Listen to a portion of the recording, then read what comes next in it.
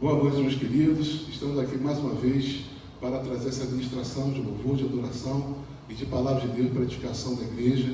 Que você seja abençoado, que a presença de Deus seja poderosamente derramada na sua vida, no seu coração e no seu lar. Nós vamos passar agora uma leitura da palavra do Senhor, que está lá em Efésios capítulo 6, verso 19, que diz assim: finalmente, fortaleçam-se no Senhor e no seu forte poder. Vistam toda a armadura de Deus para poderem ficar firmes contra esse lado do diabo, pois a nossa luta não é contra humanos, mas contra os poderes e autoridades, contra dominadores deste mundo das trevas, contra as forças espirituais do mal nas regiões celestiais. Por isso, vistam toda a armadura de Deus para que possam resistir no dia mal e permanecer inabaláveis depois de terem feito tudo. Amém? Que o Senhor te fortaleça, que você tome para você toda a força e graça que você precisa para vencer esses dias maus que tem nos cercado, e com certeza passarão, que com certeza Deus nos dará vitória sobre eles, porque nós temos um Deus que nos protege, que nos guarda e que ministra o seu poder sobre nós, ministra a sua força sobre nós, para que ela possa nos dar autoridade sobre o mal, para vencer as forças do mal, para vencer todo o movimento do mal que se alastra sobre a terra. Por isso, não temas, apenas ser forte e fique firme, cada dia mais no Senhor, fortalecendo-se na rocha, firmando-se na rocha, que é Cristo Jesus, nosso Senhor. Que Deus nos abençoe a todos. Boa noite, meus irmãos. Como é que vocês estão? Espero que todo mundo esteja bem nas suas casas, se resguardando, se cuidando. Amém? E vamos então, neste momento, louvar a Deus e declarar, que o melhor dele ainda está por vir, independente das situações, independente do que nós estamos vivendo, esse quadro que estamos vivendo, e perceber que o melhor de Deus está por vir, que Ele rege nossa vida de tal forma que a gente consegue passar por isso da melhor maneira possível. Amém? Então, louve com alegria da tua casa, de onde você estiver, louve a Ele e declare com força, com toda a força do teu ser, que o melhor dele está por vir. Amém?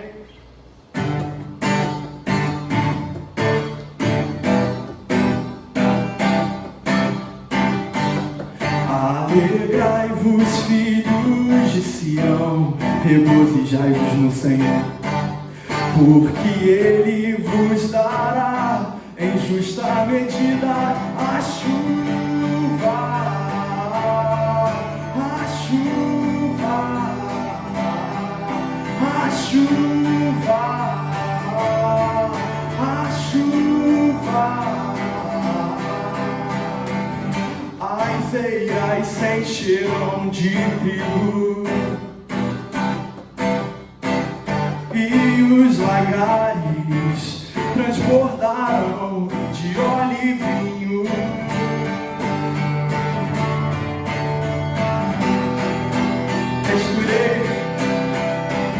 Restituirei os anos que foram consumidos e lhes mostrarei a minha salvação. Sabereis que o melhor de Deus ainda está por vir. O melhor de Deus ainda está por vir. O melhor de Deus ainda está por vir. O melhor de Deus ainda está por vir. O melhor de Deus. O melhor de Deus ainda está por vir. O melhor de Deus ainda está por vir. O melhor de Deus ainda está por vir. O melhor de Deus, declare, as eiras se encherão de trigo e os lagares transbordarão de óleo e vinho.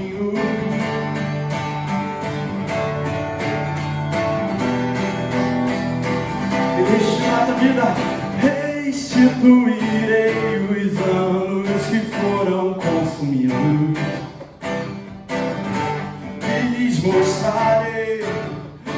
minha salvação, e sabereis que o melhor de Deus ainda está por vir. O melhor de Deus ainda está por vir. O melhor de Deus ainda está por vir. O melhor de Deus ainda está por vir. O melhor de Deus. O melhor de Deus ainda está por vir. O melhor de Deus ainda está por vir. O melhor de Deus ainda está por vir. O melhor de Deus. Amém, meu irmão? Você crê isso na sua vida? O melhor de Deus ainda está por vir. Ele ainda tem muitas coisas para fazer na minha e na sua vida. Ele é nosso Deus, Ele nos conduz, Criador dos céus e da terra. Ele nos pega pelo braço, Ele nos dá carinho, Ele nos dá sossego, Ele nos dá autoridade para vencer o mal, para batalhar e sermos merecedores de tudo que Ele tem para nós.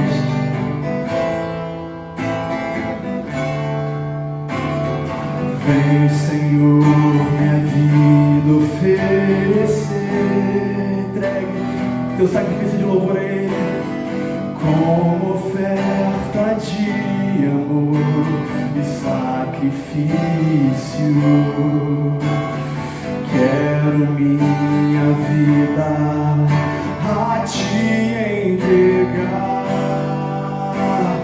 como oferta viva em Teu altar. Pois para adorar, pois para Te adorar.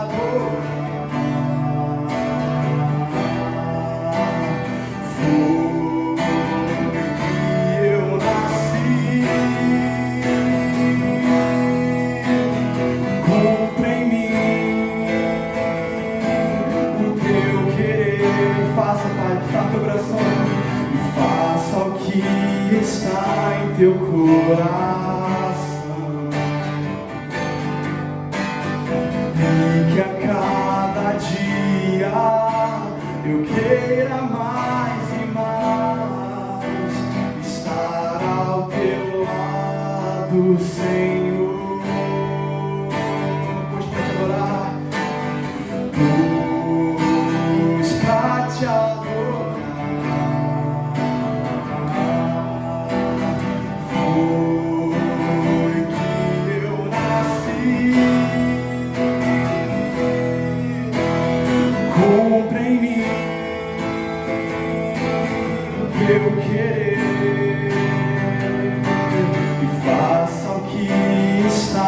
Teu coração,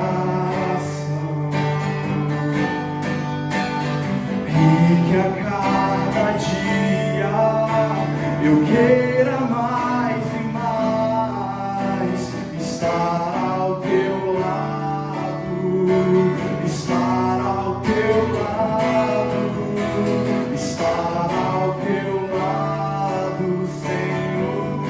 Declare que a cada dia, que a cada dia eu queira mais e mais estar ao teu lado, estar ao teu lado, estar ao teu lado, Senhor.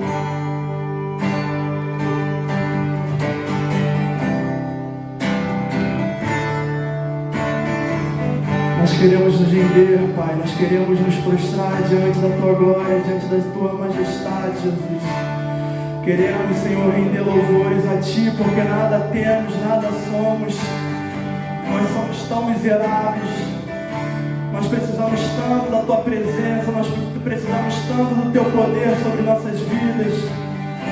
Nós queremos, Senhor, viver cada dia mais a Tua palavra, viver cada dia mais o Teu amor e praticar o Teu amor e Tua misericórdia, Pai. Vem com o Teu amor sobre nossas vidas. Vem, Senhor, vem e nos pega, Senhor, e nos toma. Toma, Senhor, o primeiro lugar, Senhor, no nosso meio. Toma o primeiro lugar em nossas vidas, Senhor. Abençoe cada um, Senhor, que está ouvindo esta palavra, cada um que está está, Senhor, te louvando como sacrifício de louvor a Ti, se rendendo a Ti, te dando glória, te dando graças, ó Pai.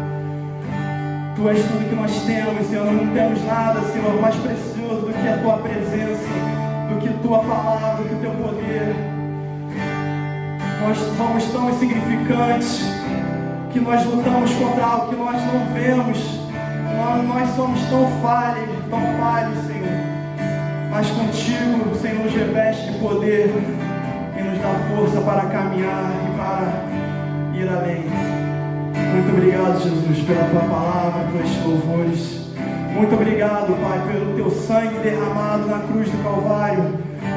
Como o primeiro domingo do mês, nós queremos, Senhor, lembrar da Tua morte, lembrar da Tua cruz, pela Tua vida, que de graça, Senhor, nos deu e não quis receber nada em troca por ela. Nós te louvamos.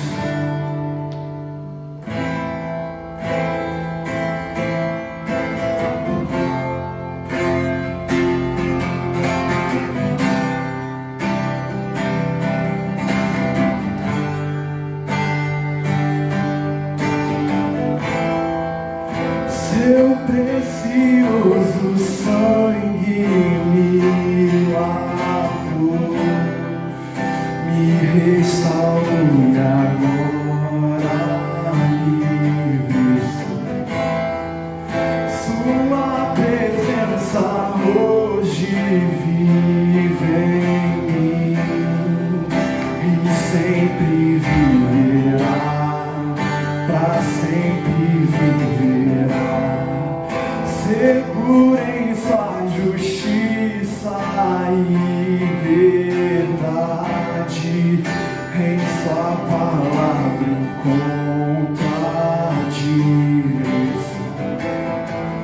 Sua graça superou minhas fraquezas, Teu amor nunca falhou e nunca falhará. Senhor, eu sei que deu Seu Filho pra Seu nome conhecer e viver em Seu amor. O meu lugar tomou, sabendo que era pra morrer, meu amor.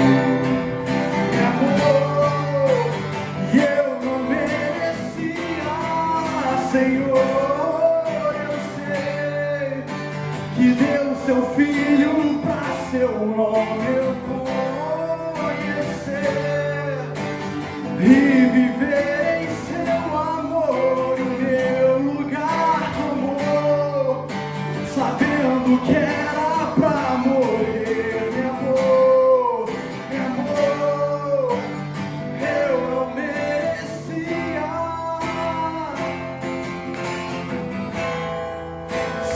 Precioso sangue me lavou, me restaurou e agora livre sou. Sua presença hoje vive em mim e sempre viverá, pra sempre viverá. Seguro em Sua justiça e verdade, em Tua palavra encontra direção. Sua graça superou minhas fraquezas, Teu amor nunca falhou e nunca falhará. Senhor, eu sei que deu Seu Filho pra Seu nome eu conhecer e viver em Teu amor. O meu lugar tomou, sabendo que era pra morrer, meu amor, meu amor. E eu não merecia, Senhor. Deu Seu Filho pra seu nome eu conhecer e viver em seu amor, e o meu lugar tomou, sabendo que era pra morrer. Me amou, e eu não merecia. Pai, nós não merecíamos esse amor, Pai. Muito obrigado, Pai, pela tua morte lá na cruz, que nos lava, que nos purifica a todo momento, que nosso alvo, que a gente possa olhar sempre para a cruz, pelo teu sacrifício lá feito por nós, Pai. Nós te damos graças, nós te damos todo o louvor que é devido, Pai, ao teu nome. Muito obrigado, Jesus. Amém, meu irmão, que você seja abençoado por estes louvores, por estes hinos.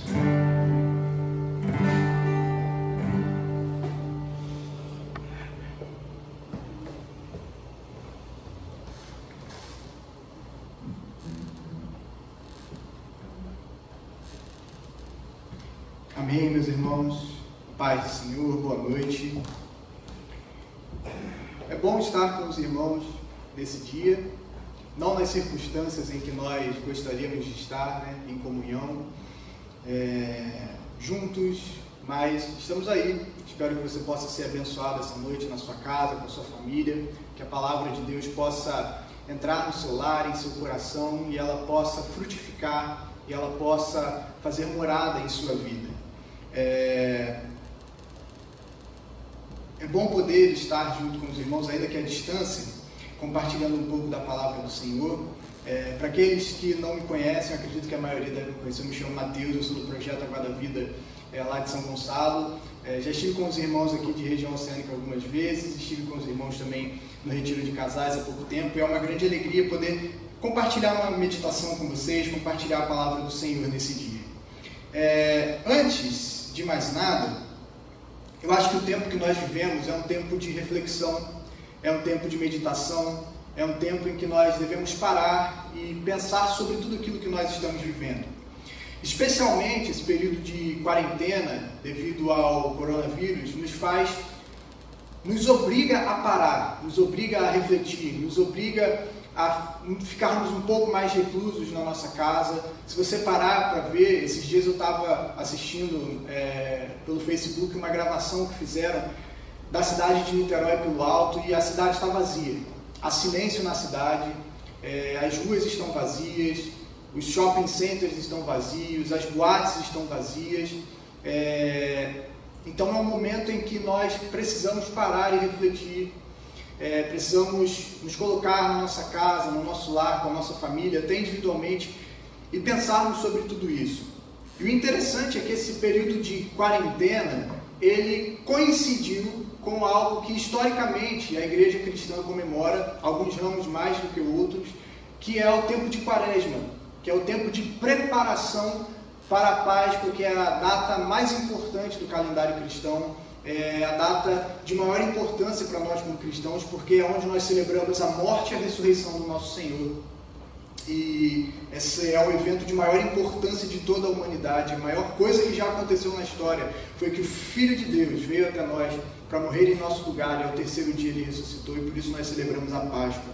Então eu creio que é um momento de meditação, eu creio que é um momento de reflexão, tanto com relação ao que nós temos vivido, tanto com relação a esse período de preparação para a Páscoa, esse período de Quaresma. E, historicamente, nesse domingo, que é o domingo que antecede a celebração da Páscoa, nós comemoramos e celebramos o Domingo de Ramos. E é justamente esse texto que eu gostaria de ler com vocês, que é a passagem da entrada de Jesus na cidade de Jerusalém. E para isso nós vamos usar o relato do evangelista Marcos. Então pode abrir a sua Bíblia aí na sua casa, com a sua família, no Evangelho de Marcos, capítulo de número 11, nós vamos ler do versículo 1 até o versículo 11. Vou dar um tempinho para você achar o texto aí, enquanto nós vamos pensar sobre esse evento, sobre essa data, sobre isso que estava acontecendo nesse momento, que é o momento do ápice do ministério de Jesus, é o clímax do ministério de Jesus aqui na terra. Ele está entrando em Jerusalém para cumprir aquilo que ele veio fazer, para de fato finalizar a sua missão na terra, o seu ministério terreno. Então o Evangelho de Marcos, capítulo 11, a partir do versículo 1, diz assim: quando se aproximavam de Jerusalém, de Betfagé e Betânia, junto ao Monte das Oliveiras, Jesus enviou 2 dos seus discípulos e disse-lhes: vão até a aldeia que está diante de vocês, e logo ao entrar encontrarão preso um jumentinho, o qual ainda ninguém montou. Desprendam o jumentinho e tragam aqui. Se alguém perguntar por que estão fazendo isso, respondam: o Senhor precisa dele, e logo mandará de volta para cá. Então foram e acharam o jumentinho preso junto ao portão, do lado de fora, na rua, e o desprenderam. Alguns do que ali estavam reclamaram: o que estão fazendo, soltando o jumentinho? Eles, porém, responderam conforme as instruções de Jesus. Então os deixaram, levaram o jumentinho a Jesus, puseram as suas capas sobre o animal e Jesus montou nele. Muitos estenderam as suas capas no caminho, e outros espalharam ramos que tinham cortado nos campos. Tanto os que iam adiante dele como os que o seguiam clamavam: Hosana, bendito o que vem em nome do Senhor, bendito o reino que vem, o reino de Davi, nosso pai, Hosana nas maiores alturas. E Jesus entrou em Jerusalém no templo, e, tendo observado tudo, como já era tarde, saiu para Betânia com os 12.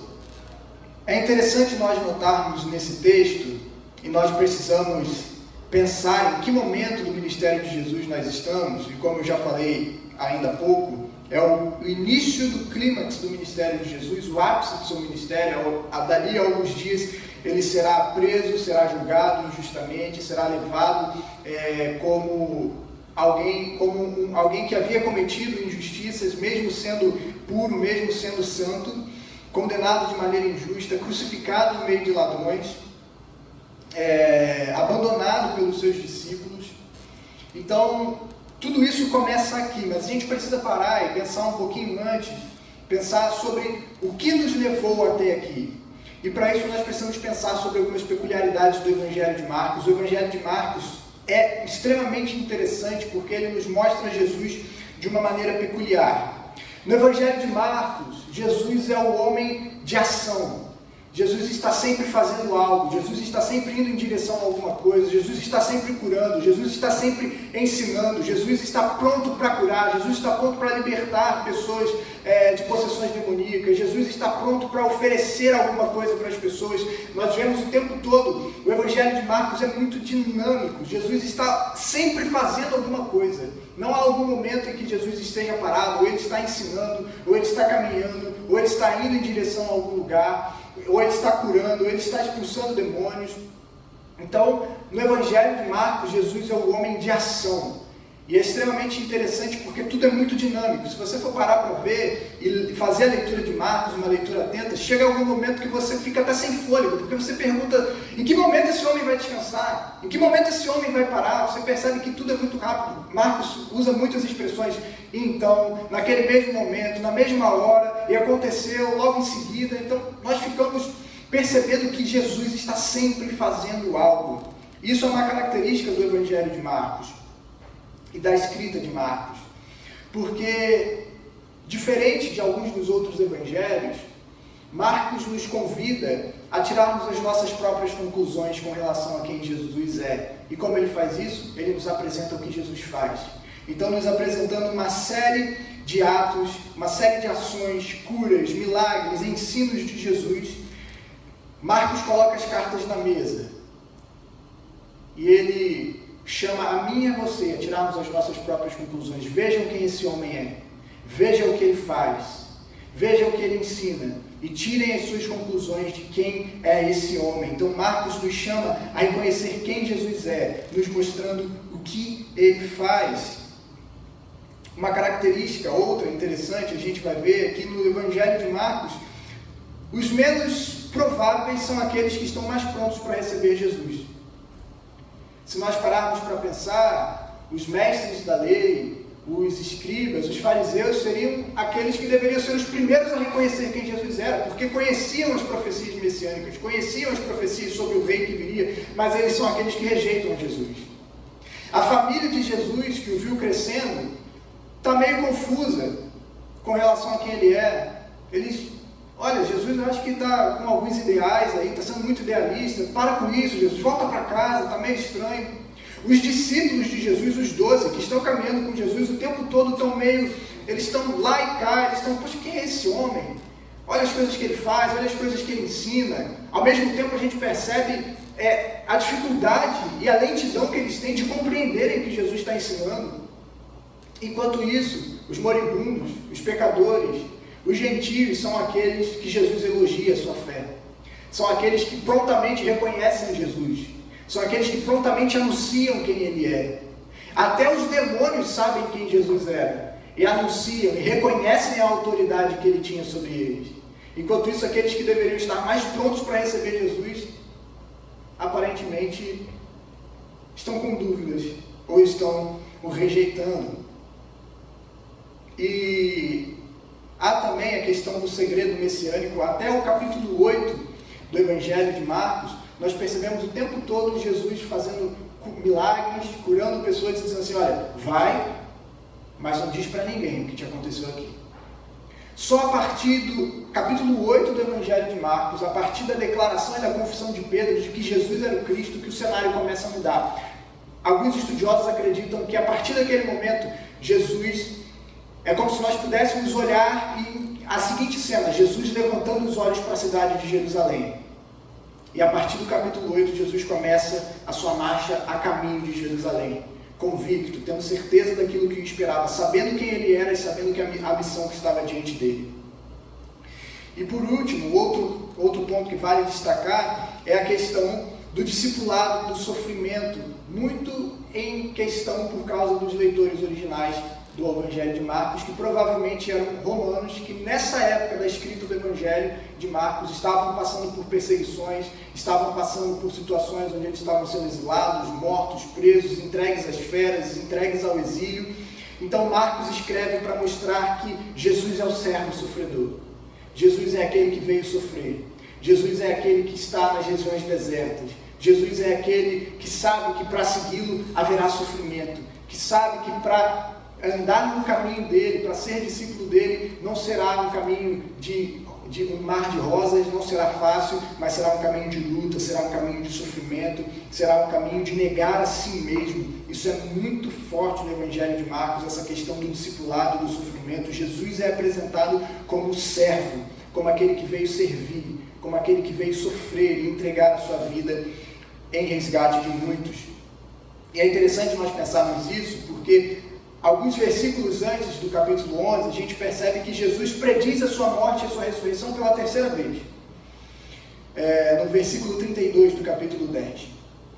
E já ali pronto a entrar na cidade de Jerusalém. Só que é interessante que após Jesus predizer a sua morte e a sua ressurreição, acontece algo peculiar. 2 discípulos, João e Tiago, chegam para Jesus e praticamente ignoram o que ele tinha acabado de dizer. É possível nós sentirmos a angústia no coração de Jesus, próximo a Jerusalém, ao chegar para os seus discípulos, aqueles que são mais próximos dele, e relatar tudo aquilo que iria acontecer, o quanto ele iria sofrer, o quanto ele iria ser entregue, ele seria zombado, ele seria açoitado, iriam cuspir nele, mas depois do terceiro dia ele iria ressuscitar. E logo depois disso, e é possível você perceber o peso, a tensão em Jesus, sabendo o que lhe esperava. E naquele momento, talvez, em que eles pudessem esperar o apoio daqueles que estavam próximos dele, acontece uma história muito interessante. Tiago e João chegam até ele e falam assim: Jesus, muito interessante isso que você está dizendo, mas a gente tem uma coisa mais importante para debater com o Senhor. Quando você entrar no seu reino, ora, Jerusalém era a cidade de Davi, era a cidade real. Então, imagina a cabeça dos discípulos. Eles estão prestes a entrar em Jerusalém e eles estão com o filho de Davi. O que vai acontecer agora nesse momento quando ele entrar em Jerusalém? Ele vai ser coroado. Ele vai entrar no seu estado de glória. Então o que eles fazem? Agora é o momento para a gente ver aqui em que ministério cada um vai estar, negociar os nossos cargos. E eles chegam para Jesus e falam: quando o Senhor entrar na sua glória, Permite-nos que um sente a sua direita e o outro sente a sua esquerda. E o que Jesus fala? Vocês não sabem o que vocês estão pedindo. Vocês podem tomar do mesmo cálice que eu e ser batizado no mesmo batismo que eu vou ser batizado? Eles dizem, sem noção nenhuma do que estão dizendo, podemos. E é engraçado que Jesus não nos repreende. Jesus fala, realmente vocês vão. E vocês irão passar por isso. Vocês irão sofrer como eu. Mas quanto a sentar-se à direita e à esquerda, isso não compete a mim. Mas é para quem está já separado desde a eternidade. Então é interessante que os outros 10 discípulos se indignam. Olha, como vocês têm ousadia de falar isso? É interessante que todos eles queriam falar isso para Jesus, mas nenhum deles tinha coragem. Só Tiago e João que tiveram coragem e a cara de pau de chegar para Jesus e falar com eles aquilo que todos sentiam. A gente percebe que alguns capítulos antes eles estavam debatendo justamente isso. Quem é o maior? Quem é aquele que é melhor? E aí Jesus começa a dizer, olha, mas o meu reino é diferente. No reino de Deus, o maior é aquele que serve. No reino de Deus, o maior é aquele que dá a sua vida em favor do outro. No reino de Deus, vocês sabem como é o procedimento entre os gentios. Aquele que tem autoridade, governa e manda sobre todos. Mas no reino de Deus é diferente. A lógica é diferente. É invertida. O maior é o menor. Aquele que quiser ser o primeiro é aquele que vai servir a todos. E ele diz, porque o próprio Filho do Homem não veio para ser servido, mas para servir e dar a sua vida em resgate de muitos. E antes disso, mais uma vez, a cura do cego de Jericó, já prestes a entrar ali, o cego chamado Bartimeu, filho de Timeu, está sentado na sarjeta, e quando ele sabe que Jesus está passando, ele grita, Filho de Davi, tem compaixão de mim. Já anunciando aquilo que iria acontecer na entrada de Jesus em Jerusalém, reconhecendo, mais uma vez, os moribundos, os rejeitados pela sociedade, são os primeiros a reconhecer quem Jesus é. Enquanto isso, os discípulos dele tentam afastar, não, o mendigo, a gente está prestes a entrar no momento de glória, está vendo o mendigo que tira ele de perto. Mal sabiam eles que era justamente para essas pessoas que Jesus tinha vindo. Jesus vem e cura aquele homem, e aí ele entra em Jerusalém. E aqui entramos de fato no nosso texto. E quando Jesus entra em Jerusalém, nós percebemos em primeiro lugar o cumprimento de uma profecia do Antigo Testamento. Jesus, mais uma vez, Marcos nos mostra que Jesus está cumprindo aquilo que havia sido anunciado sobre ele, sobre o Messias, aqui de maneira um pouco mais implícita no Evangelho de Marcos, ao cumprimento da profecia de Zacarias, capítulo 9, versículo 9, aonde o profeta diz que o rei viria montado num jumentinho, numa cria de jumenta, e ele diz, exulta, ó Jerusalém, exulta, Senhor, porque o teu rei vem. E Jesus está cumprindo essa profecia. Mas Marcos parece que faz questão de mostrar para nós, diferente de Mateus e de João, que dizem que de fato Jesus estava cumprindo aquela profecia, parece que isso está um pouco mais implícito no Evangelho de Marcos. Porque o que acontece? Não fica muito claro para nós se aquela multidão de fato está reconhecendo aquilo como cumprimento de uma profecia. Estava havendo em Jerusalém um momento de festa, a cidade estava cheia, era um momento onde peregrinos vinham de todos os lugares para adorar no templo em ocasião da Páscoa. E era comum que quando os peregrinos chegassem à cidade de Jerusalém, houvesse festa, houvesse alegria. Então não fica muito claro para nós de que todos da multidão estavam cientes de que de fato aquilo era o cumprimento de que o rei estava entrando na cidade de Jerusalém. O que fica claro para nós, porque Roma dominava naquela época. E se estivesse claro para todos as intenções de Jesus ao entrar na cidade de Jerusalém, montando num jumentinho, arrogando para si a prerrogativa de ser rei, os próprios guardas romanos naquele momento iriam prendê-lo, porque isso era crime. Alguém se declarar rei no Império Romano. Então parece que toda essa noção não está muito clara, tanto para a multidão, quanto para o próprio Império Romano, mas nós vemos claramente, nós que estamos aqui percebemos que isso era o cumprimento de uma profecia que estava lá no profeta Zacarias. Então, o que nos ensina essa entrada de Jesus montado num jumento? Em primeiro lugar, que o reino de Deus contraria as expectativas humanas. Enquanto o mundo espera um rei que venha em glória, um rei que o seu cortejo vem passando com trombetas anunciando a sua chegada, com servos à sua disposição, com pessoas servindo e se alegrando, o rei do universo vem montado num jumentinho, sem glória, de maneira extremamente humilde, pronto para servir, contrariando completamente as expectativas. Jesus era o rei, mas não um rei segundo as expectativas e padrões mundanos. Ele trazia em si a majestade e humildade. As duas coisas coexistindo na pessoa de Jesus. Duas coisas que provavelmente nós acharíamos muito estranhas se estivéssemos relacionando essas características a outra pessoa que não Jesus. A majestade e a humildade. É interessante que Jonathan Edwards, um importante teólogo cristão, ele refletindo sobre essa excelência de Cristo, essa grandeza de Jesus, essa beleza de Jesus, ele nos leva a pensar sobre o capítulo 5 de Apocalipse, no versículo 5 e 6, onde João é levado a ter uma visão e é relatado que ele começa a chorar muito, porque não havia quem fosse digno de abrir o livro. Então um dos anciãos olha para ele e diz: não chore, porque o leão de Judá, a raiz de Davi, venceu. E aí é dito que o leão de Judá, que venceu, e quando ele olha, o leão é um cordeiro morto. Interessante isso, né? É o leão de Judá, mas o que ele vê? Um cordeiro. E Jesus traz em si essas características muito peculiares. Um teólogo que eu gosto bastante, chamado Timothy Keller, diz que em Jesus nós encontramos um paradoxo. E ele diz o seguinte: em Jesus encontramos a majestade infinita e ao mesmo tempo a completa humildade, a justiça perfeita e ao mesmo tempo a graça sem limites, a soberania absoluta e a mais completa submissão, a total dependência de si mesmo e ao mesmo tempo a total confiança e dependência de Deus. A pessoa de Jesus é única, é incomparável. Não há alguém que seja como Jesus, não há alguém que se compare a Jesus, não há alguém que seja semelhante a Jesus. E nós precisamos nos deleitar na pessoa do nosso Salvador. Nós precisamos olhar para Cristo e infelizmente a igreja nos tempos atuais tem uma visão muito distante, muito pobre da pessoa de Jesus, uma visão muito longínqua da grandeza de Cristo. E nós precisamos aprender a olhar para o nosso Salvador e nos encantarmos mais uma vez com Jesus, e nos deslumbrarmos com a sua pessoa, com toda a sua beleza, com toda a sua simplicidade, com toda a sua complexidade. Isso é extremamente interessante, porque nós temos uma complexidade, uma simplicidade na pessoa de Jesus, e é isso que deve nos encantar nele. Jesus é incomparável. Não há ninguém que seja tão belo como Jesus, que seja tão... que nos atraia tanto quanto essa pessoa. E nós precisamos resgatar essa supremacia de Cristo nas nossas igrejas. Nós precisamos resgatar essa imagem de Jesus.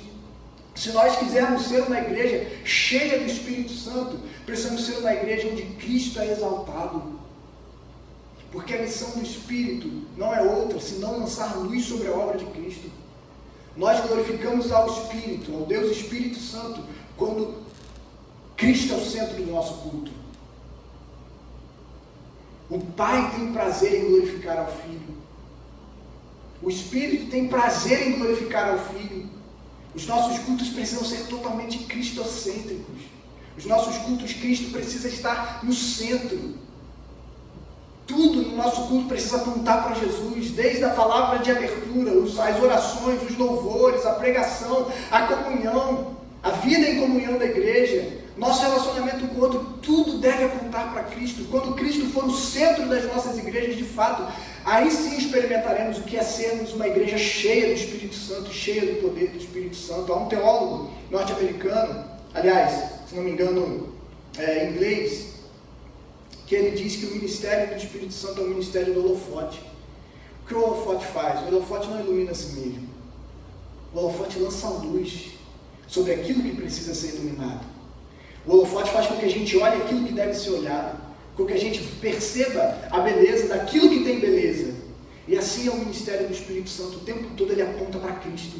E as nossas vidas precisam ser a semelhança desse ministério também. As nossas vidas precisam o tempo todo apontar para Cristo. E é interessante como nós vemos, como Cristo traz esse reino de Deus, que é contrário a todas as expectativas daquilo que nós esperamos. O povo esperava um Messias régio, um Messias real, um Messias político, que naquele momento libertaria o povo do jugo de Roma, da opressão dos seus inimigos, mas Jesus vem montado num jumentinho. É um Messias humilde, é um rei que vem em paz, é um rei que anuncia um tipo diferente de reino, e nós precisamos resgatar essa centralidade da pessoa de Cristo.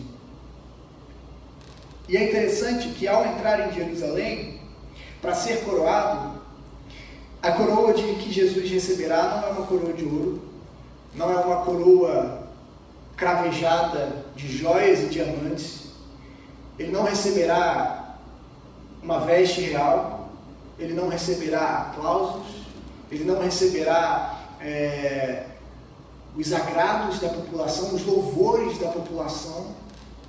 O que o espera é uma cruz. Os elogios, os louvores que ele receberá serão zombarias, xingamentos. Os presentes serão chutes e socos, pontapés e cuspes. As suas roupas serão rasgadas, tiradas e serão levadas para ser sorteadas. A sua coroa será uma coroa de espinho. E aquilo que ele receberá no seu corpo serão escravos de uma cruz, sendo pendurado, exposto ao escárnio, à zombaria, à rejeição e a uma morte cruel, que era destinada apenas aos piores da sociedade, os piores assassinos, os piores, aqueles que eram os piores dos piores. Era aquilo que Jesus receberia sobre si. A coroação de Jesus aconteceria na cruz. Ao entrar em Jerusalém, ao entrar na sua glória, é o momento de maior glória no ministério de Jesus. É o momento do seu sofrimento. É o momento para o qual ele havia vindo. Jesus é a única pessoa que nasceu para morrer. Todos nós, a morte não é natural, e nós percebemos isso. Em cada enterro que a gente vai, lá no fundo do nosso coração, nós sabemos que a morte não é natural. Algo aconteceu. Algo ocorreu na história, na criação, para que a morte entrasse. Nós sabemos que a morte não é o fim. Ainda que alguns tentem negar essa realidade, ainda que alguns tentem suprimir essa realidade no seu coração, nós sabemos lá no fundo, a morte não é o fim, não é natural. E Jesus dará um fim à morte. Virá um dia que a morte será derrotada. E nós sabemos disso, não é natural. E Jesus traz para nós essa noção, essa ideia de que ali ele vence a morte. A morte não pôde deter, a morte não pôde parar a obra de Cristo. Ali ele está sendo coroado, ali é o momento de maior glória do seu ministério. Ao contrário daquilo que os seus discípulos esperavam, ao contrário daquilo que os seus discípulos almejavam, Jesus estava sendo coroado, não da maneira que nós esperamos, não da maneira que nós muitas vezes criamos expectativas em nossos corações, mas o momento de maior glória do Evangelho, do ministério de Jesus, foi esse momento de maior sofrimento. E isso aponta para aquilo que nós devemos esperar como discípulos. Jesus diz: o discípulo não é maior que o mestre.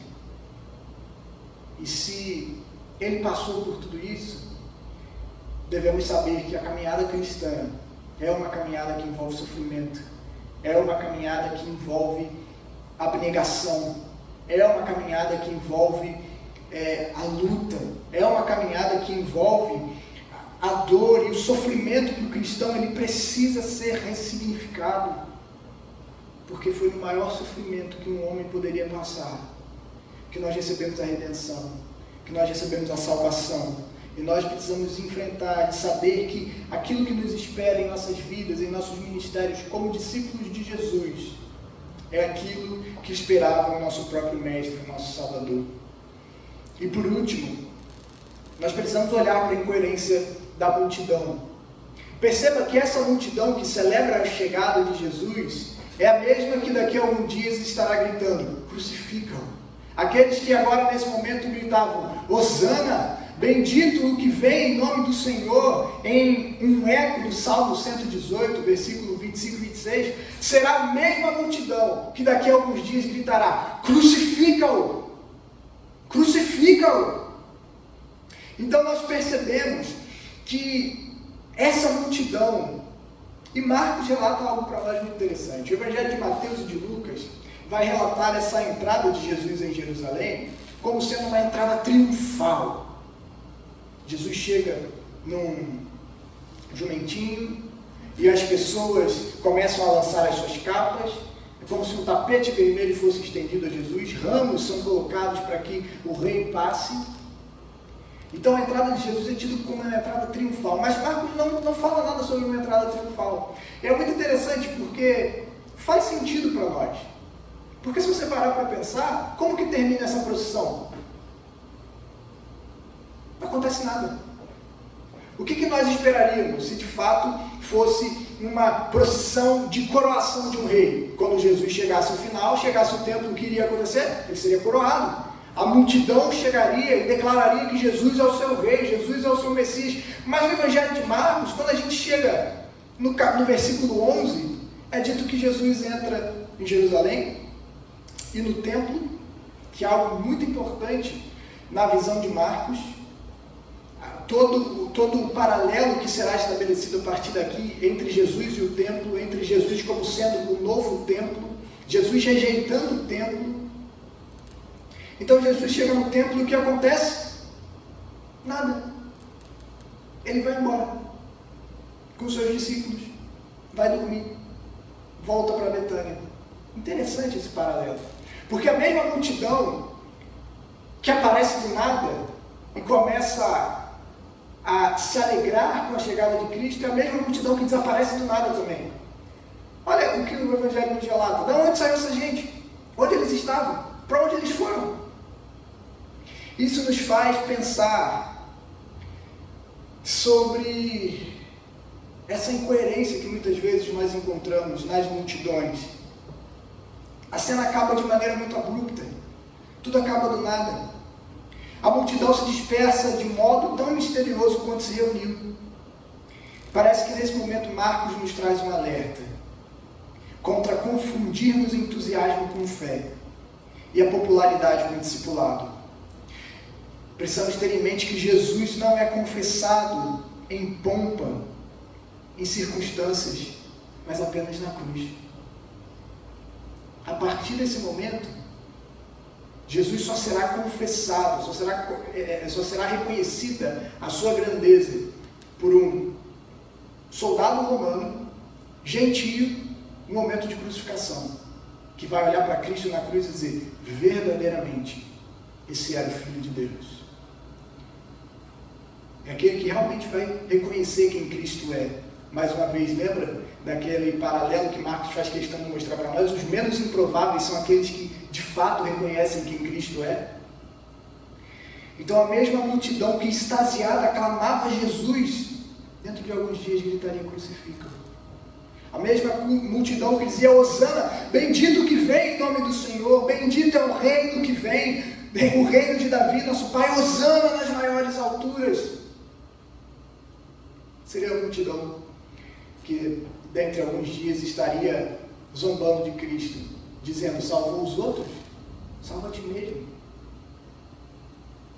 Se você é o Filho de Deus mesmo, desce da cruz, que aí nós creremos em você. Então, precisamos tomar cuidado para não confundir o entusiasmo com fé e popularidade com discipulado. Eu quero trazer duas conclusões para nós nesse momento, para encerrarmos. Em primeiro lugar, devemos estar cientes do que implica seguir Jesus. Se queremos construir um império para nós, é melhor pularmos fora do barco agora, pois o cristianismo não se enquadra nessa perspectiva. O cristianismo não se enquadra na perspectiva daqueles que querem fazer o seu nome famoso. nós não somos chamados para construir um nome para nós. Nós somos chamados para, no mesmo espírito do ministério de João Batista, dizer: é necessário que ele cresça e que eu diminua. Nós percebemos, lá em Gênesis, na Torre de Babel, algo muito interessante. Que os homens queriam fazer o quê? Tornar o seu nome famoso. Eles queriam glória para si, quando na verdade a ordem era tornar o nome de Deus famoso. E muitas vezes nós entramos e queremos seguir como cristãos e achamos que o chamado para ser discípulo de Jesus é um chamado de vitórias apenas, é um chamado de glória, é um chamado de pompa, é um chamado de chega de sofrer, é um chamado de sua vida vai dar certo agora, você não vai mais passar por lutas. Se você está passando por luta é porque alguma coisa está errada, você não tem fé suficiente. Não é isso que Cristo nos aponta, não é isso que Cristo nos diz, porque é justamente isso que se espera do discípulo de Jesus. A única coisa que Jesus disse que seria certa para nós era que no mundo teríamos aflições. Mas também nos dá uma palavra de alegria, dizer: tenha um bom ânimo, porque eu venci o mundo. Então aquilo que deve ser expectativa para nós, não é simplesmente as grandes conquistas, o ser uma pessoa grande, grandiosa, uma pessoa famosa, conhecida. É claro que o ministério cristão traz muitas alegrias incontáveis que nada nesse mundo pode nos dar. A caminhada de ser discípulo de Jesus nos oferece a paz que o mundo não pode nos dar, a alegria que o mundo não pode nos dar, a satisfação que o mundo não pode nos dar, mas tudo isso em meio a sofrimento, em meio às lutas, em meio às lágrimas. Jesus não nos prometeu que nós estaríamos livres dos problemas, mas que na verdade Ele estaria conosco no meio dos problemas. Então nós precisamos olhar para Cristo e nos lembrar que a sua entrada triunfal foi montada num jumento, em humildade, sem nenhum tipo de glória, sem nenhuma forma de cortejo real, mas que Cristo entrou de maneira completamente alheia às nossas expectativas. O que nós esperamos? Esperamos ser aceitos, ser coroados, esperamos que os nossos nomes sejam grandes e esquecemos que somos chamados para negar a nós mesmos.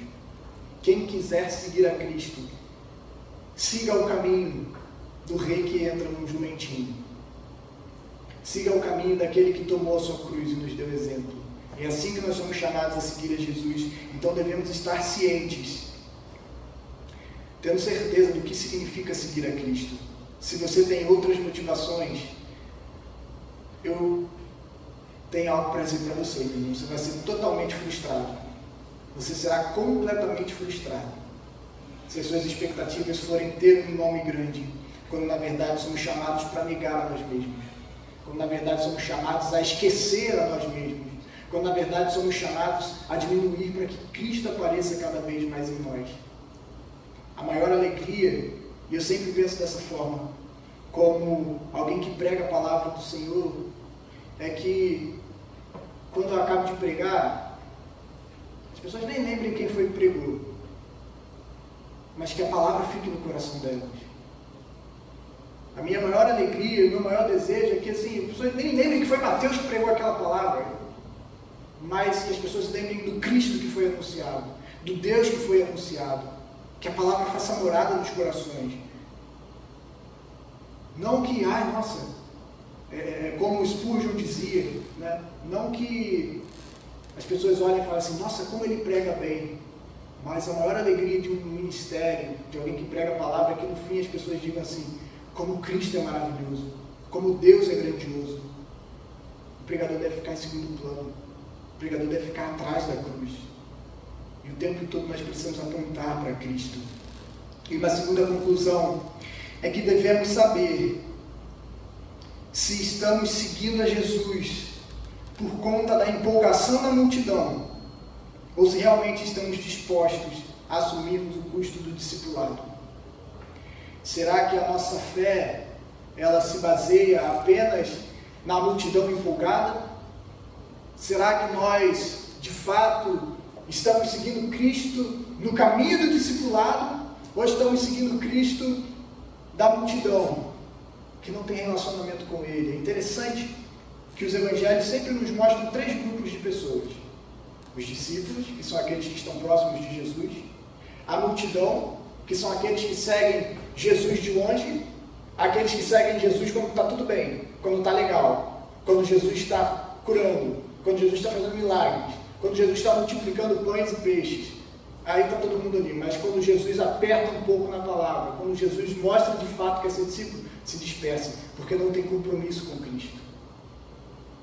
E aqueles também que já são os opositores de Jesus, né? Os religiosos da época. Então cabe para nós a pergunta: você está seguindo Cristo como um discípulo? Como alguém que de fato tem um relacionamento pessoal com Ele? Como alguém que deseja conhecê-lo, caminhar com Ele, ser semelhante a Ele? Ou você está seguindo Cristo apenas na empolgação da multidão? Quando tudo vai bem, quando tudo está dando certo, quando está todo mundo alegre, quando está todo mundo se divertindo, quando está todo mundo pulando, mas na hora que as coisas apertam, a multidão some, a multidão vai embora. Ficam apenas os discípulos, ficam apenas aqueles que sabem quem Cristo é, ficam apenas aqueles que declaram: Tu és o meu Rei e o meu Deus. Ficam apenas aqueles que caminharam perto de Jesus, caminharam próximos de Jesus. Então, ser discípulo de Jesus tem um preço, tem um custo.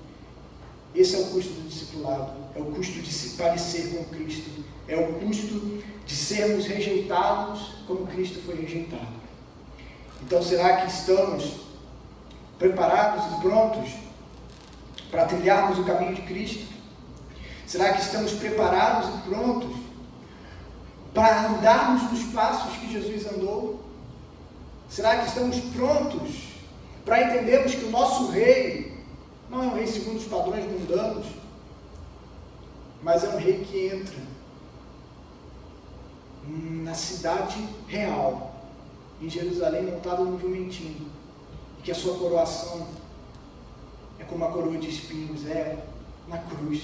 Será que estamos cientes do que implica seguir a Cristo, do que significa ser seu discípulo? Ou de fato só estamos empolgados com a multidão? Ou de fato só estamos empolgados com aqueles que no momento de êxtase e alegria declaram coisas que não têm nem noção do que estão falando? Eu queria que você meditasse sobre isso nesse dia, nessa semana, durante os dias dessa semana, que você preparasse o seu coração para celebrar a Páscoa. Essa será uma Páscoa provavelmente extremamente diferente daquilo que nós estamos acostumados a celebrar. Então, mais uma vez eu digo, é um momento de meditação, meus irmãos, é um momento de reflexão, é um momento de olharmos para a nossa vida, é um momento de olharmos de fato e repensarmos o nosso discipulado, repensarmos como estamos seguindo a Cristo, repensarmos como tem sido a nossa caminhada, porque é isso que realmente importa, se nós estamos seguindo a Cristo no caminho que deveríamos estar. Eu quero orar com você para encerrar. Deus, nós te louvamos e agradecemos ao Senhor. Nós exultamos em Tua presença, porque o nosso Rei veio com alegria, porque o nosso Rei veio montado num jumentinho, com toda a humildade, de uma maneira que nós não esperávamos, de uma maneira que contraria todas as expectativas do nosso coração, e que nós possamos seguir a esse Cristo, o Cristo que veio para servir e dar a sua vida em resgate de muitos, o Cristo que nos chama para sermos servos de todos, o Cristo que nos chama para tomarmos a nossa cruz e seguirmos a Ele, o Cristo que nos chama para negarmos a nós mesmos, o Cristo que nos chama para trilharmos o caminho que Ele trilhou, porque só assim encontraremos a verdadeira alegria, e só aí encontraremos o verdadeiro sentido da vida, porque quem quiser ganhar a sua vida irá perdê-la, mas aquele que perder a sua vida por amor de Cristo, esse a achará. Por isso, Deus, neste dia especial para nós, em que nos pesa tanto no coração o fato de não estarmos juntos como igreja para adorar ao Senhor, que possamos refletir e meditar sobre essas coisas. Se de fato estamos seguindo a Jesus, se de fato estamos no caminho do discipulado, e que o Senhor nos ajude. Em nome de Jesus nós oramos. Amém. Amém.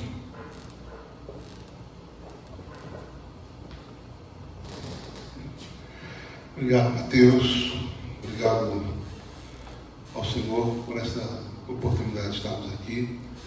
E encerrando nesse momento, eu gostaria de convocar a igreja que estejamos orando permanentemente pelo nosso país, pelo nosso Brasil, pelo nosso povo, pelos nossos governantes, e também para que quarta-feira, a começar desta quarta, e todas as quartas-feiras, nós oferecemos ao Senhor um jejum pelo nosso país. Todas as quartas-feiras, enquanto nós estivermos diante desse desafio que o coronavírus a todos impõe, vamos colocar nossa vida em consagração às quartas-feiras, todas as quartas-feiras.